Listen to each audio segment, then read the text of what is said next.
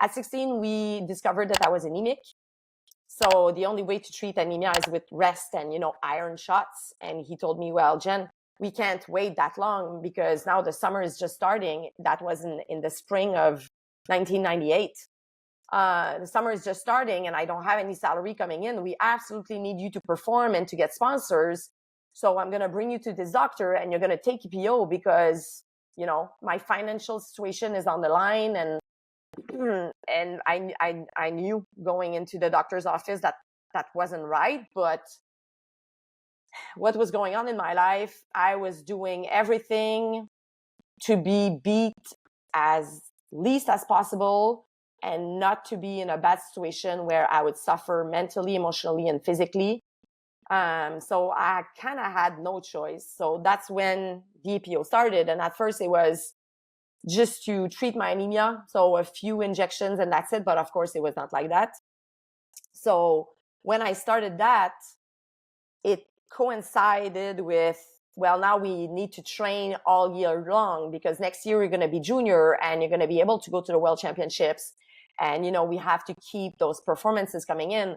So since in Quebec, we have 8 months of winter and 4 months of shitty weather, we moved to Arizona so I could train all year. I think before I jump into the EPO, I think the context to your mental health, for want of a better term, at that point when you take EPO is important. So you're in Arizona, you're living with the coach full time. The relationship is still physically abusive if you're not hitting times on intervals. It's mentally abusive and manipulative. But is there an ongoing inappropriate sexual relationship as well? Because you're still below the age of consent. Yep, absolutely. It's ongoing and I don't really have a choice either because I just can't refuse, And are you living with him? I am. Yeah, full time. So you're being subjected to these sexual attacks on a daily or weekly basis? Yeah, maybe not daily, but definitely was part of the relationship, and that was the toughest part to admit. I thought I would die with this secret. It's only in 2021 that I decided to open up on that because it's still happening in cycling, it's still happening in sport, and it has to stop. And I'm fortunate enough now to have a super healthy life. I did 15 years of therapy to understand everything. And I want people, or I want women and men, because it happens to men too, as we see it in hockey here in Canada, that it's possible to heal from that and to have a positive life after. So I decided to go forward and go past my super shame and discomfort to share and help these people as well. So yes, it's a long answer to your question, but I'm living with him and all the violence is happening. That's heavy. That's hard to process. In his warped mind, is he in some sort of consensual relationship with you, even though you're not capable of consent still at this age?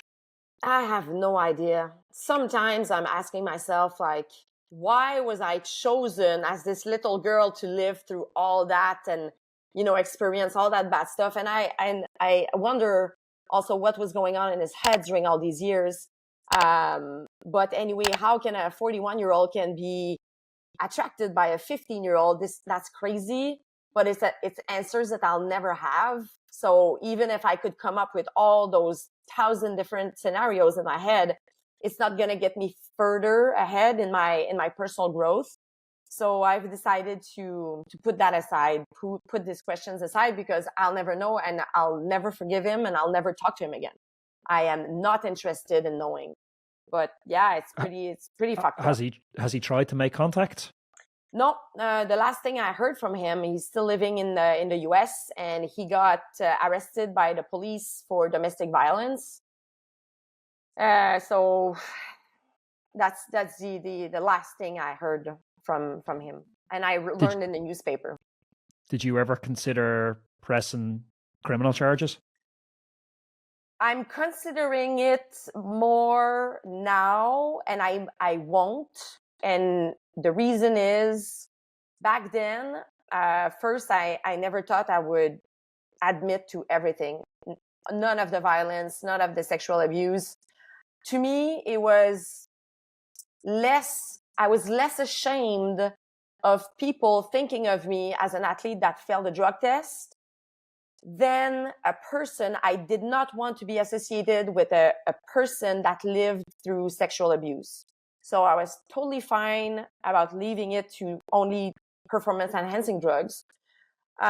So I never thought I would press charges because it would bring the story up to reality.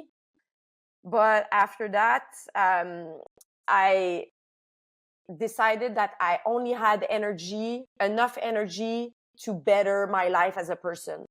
So all my resources, all my intellectual, or all my spirit energy, I wanted to put it into healing and make myself a better human and really not live with all that baggage that's not mine. So I poured myself into therapy. And now when I think of it, it would take me so much energy to bring that all back up and, to press charges where? Criminal, civil, for what? He's going to go to jail for what? Like 1 month? So I'm not sure I'm going to do it. I like to believe that life's going to take care of him. But sometimes when I get really angry about, abuse stories in sport, of course, I think about it. If you enjoyed this video and you want to keep binge watching the content, check this video. It's a cracker. Also, don't forget to subscribe to the channel. That way, I can catch you in the next one. See you then.